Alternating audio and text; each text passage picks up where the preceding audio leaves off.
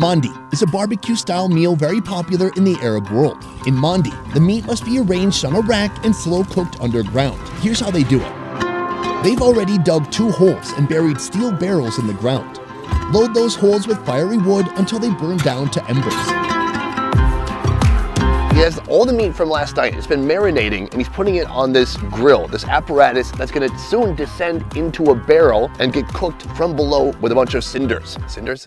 Embers? You know what I mean. The way they slaughter the camel is really quite unique because they've almost like just deboned it and taken off the biggest chunks of meat possible. So it's not like little bitty sirloins or steaks. Like, these are big chunks of meat going on here. All right, this is a big moment we've been waiting for. The gentlemen have all the meat stacked up here. This has got to be something like 40 pounds, 45 pounds of meat, just huge camel chunks, and we're bringing it to a barrel. This is the most important part. It's gonna go descend into the pit. These arms are gonna catch the sides, so it's not touching the fire. All the meat will essentially cook and steam inside. Okay, the blanket goes on, trapping in even more of the heat, and it's almost like they're gonna seal it around the edges using the water. So now they take the sand, they bury it, they go around the periphery. In the end, the goal here is to make it really sealed in there. We want the heat to stay in there long enough for all that meat to cook through. It's a lot of meat. It's something like 40, 45 pounds of meat that's gonna have to cook before they remove it in a couple of hours. While the main course cooks, other dishes are being prepared.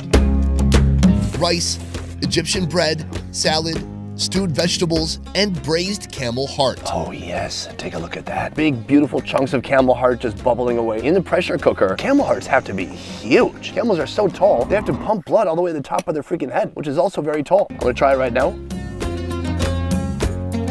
Whoa, it's good, yeah. All the organs of the camel taste a little bit different. The heart tastes like liver. It's very livery. It has a beautiful texture. It's kind of softened up. It's just got that beautiful, dense meat.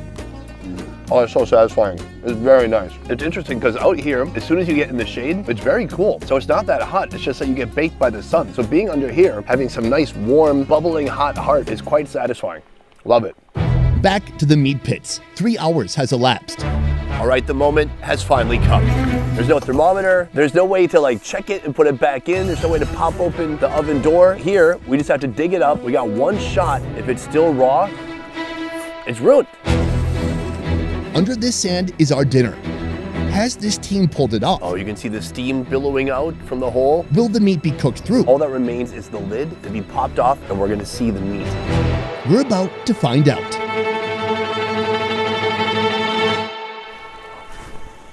Oh my gosh. The meat looks completely different from before. You can see it's really cooked down from the heat. Oh yes, this looks incredible. The next move, put it on the platter. This was once the lid, and then now this is where the meat is gonna sit. Can I pull some off?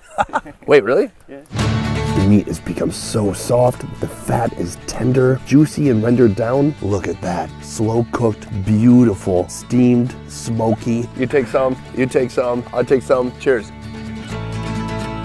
Oh man, that is awesome. All right, please continue. Their backs are breaking.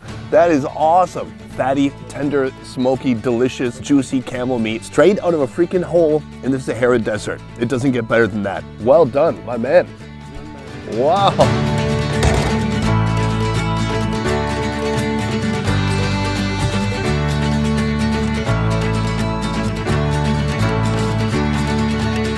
Gentlemen, thank you so much for this opportunity. It's a pleasure to be here hanging out with you. You are welcome. Thank you. This is great. So first of all, the camel looks amazing.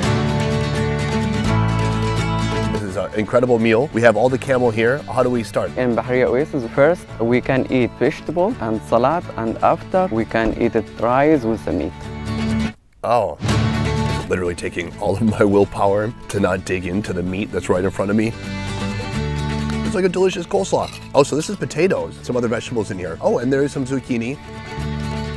It's steamed, it's got salt, it's got tomatoes to add a little bit of acid. It's really good. Which one you choose to eat from here? Oh, I can pick? Let's go with this one. Oh, no knife or anything. He's really ripping apart this meat. Just this one big chunk of meat is probably enough for all of us to eat. This is incredible. There's fatty bits, there's protein. All of it's getting mixed with the rice. That looks gorgeous. Try it out. Oh, delicious. Incredible. I've had camel before, but never like this. Man, the taste is so delightfully smoky, and there's some subtle spices. It's such a unique kind of meat. Would you compare camel to beef, to goat, to sheep? No, this is different. Different from everything. Yeah. Yeah, I agree. It's hard to pinpoint it. The texture is kind of like beef, but it doesn't taste beefy. I'm amazed. Like every bite is a little bit different. And I love that since they're cooking it in these huge chunks of meat, it really retains a lot of its moisture. I mean, this is like one whole big chunk of camel. I don't know which part this is. From here. The shoulder. Really? Yeah. You know? So I think that's the key to this unique style of cooking is like keeping it all in one piece like this so that when you steam it for a long time, inside you've got something that looks incredibly juicy. Oh yeah. So you guys usually do chicken, you do smaller animals. Today you took on a whole camel. That's outrageous. That's wild.